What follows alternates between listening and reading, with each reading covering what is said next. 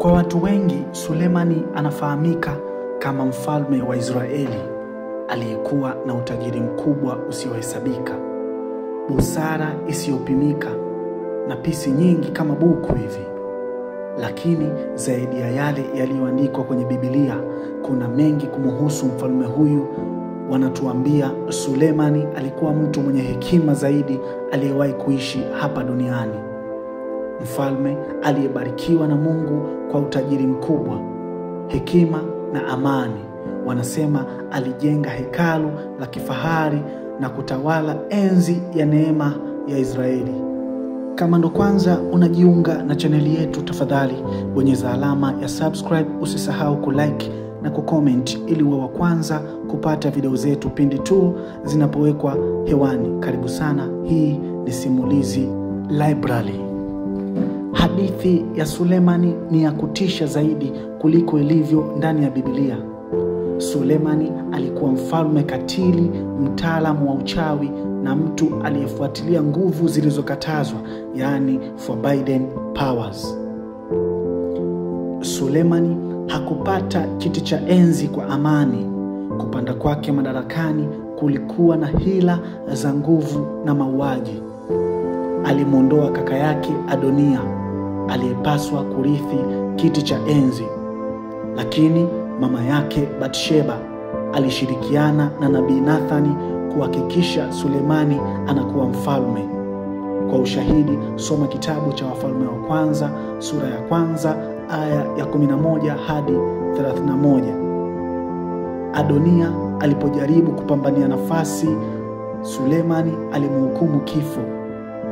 Kwa ushahidi pia soma kitabu cha Wafalme wa Kwanza sura ya 1 mstari wa 5 ambacho kinasema, kisha akaondoa wapinzani wake waliokuwa tishio kwenye ufalme wake. Joabu, jemedari mwaminifu wa Daudi, aliuawa kwa amri ya Sulemani kwa sababu alikuwa upande wa Adonia.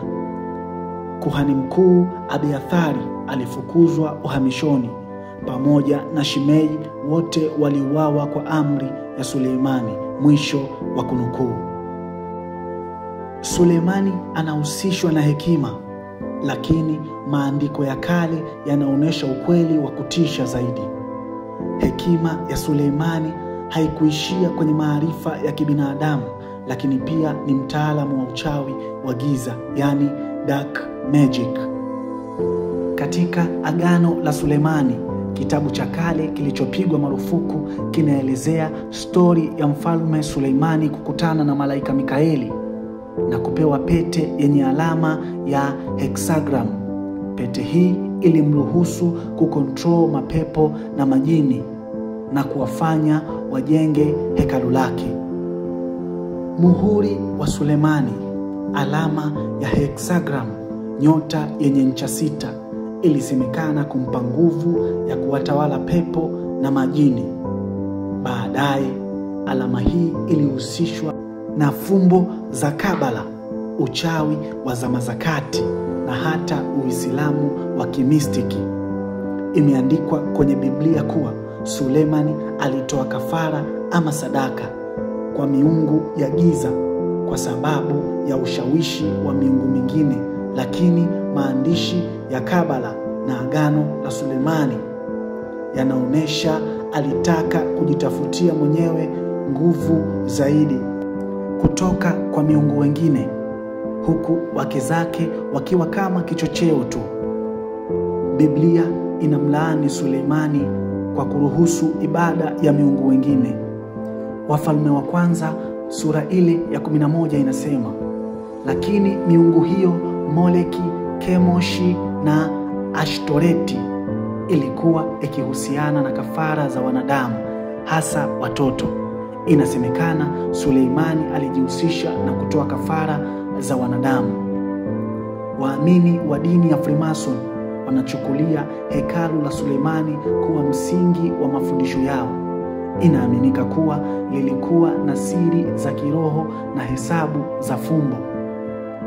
Inasemekana ndani ya hekalu hilo kulikuwa na vitabu vya uchawi na vinavyoelezea maarifa yasiyo ya kibinadamu. Baadhi ya nadharia zinadai kuwa hekalu la Suleimani lilijengwa kwa lengo la kuficha maarifa ya ajabu na nguvu za kiroho. Hadithi zinadai kuwa hekalu la Suleimani lilikuwa na vyumba vya chini ya ardhi vilivyoficha maandiko ya siri, vifaa vya uchawi na hata maarifa yasiyo ya kibinadamu. Je, siri hizi ziliangamia wakati hekalu lilipoangamizwa au bado zipo mahali fulani? Baada ya Israeli kuvamiwa na Babeli, ingawaje hekalu lilikuwa na utajiri mkubwa, lakini Wababeli hawakutaka kitu chochote cha thamani ikiwemo sanduku la agano, na baada ya uvamizi huo ndio mwisho wa sanduku la agano kuonekana au kusikika tena. Swali jingine la kujiuliza ni wapi utajiri wa Suleimani ulipotelea? Mwisho wa Suleimani haukuwa wa utukufu kama ulivyoanzia, bali aliishia fedhehani kwa kupatwa wazimu na adhabu ya Mungu. Ufalme wake ulisambaratika, ukagawanyika kwa vita vya wenyewe kwa wenyewe.